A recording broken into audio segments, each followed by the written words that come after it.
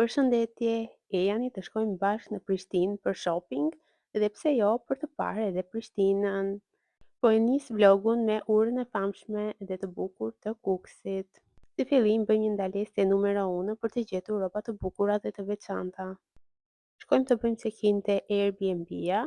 Kjo ishte hyrja dhe dukej shumë cute. Ktu jemi duke vendosur kodin që të marrim Chelsea dhe ja si dukej apartamenti jon. Ky ishte salloni, dhoma e gjumit. Tualetin nuk e filmova sepse nuk pata kohë. Dhe ja, këtu jam unë. E shikoni edhe pasqyrat nuk duan që unë të dal.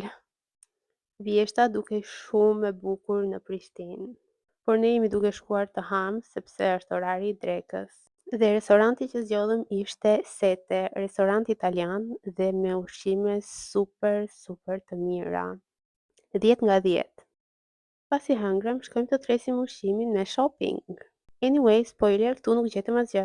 Tani eksplorojmë pak vendin dhe kthehemi në Airbnb. Të shlodhemi pak se do dalim prap.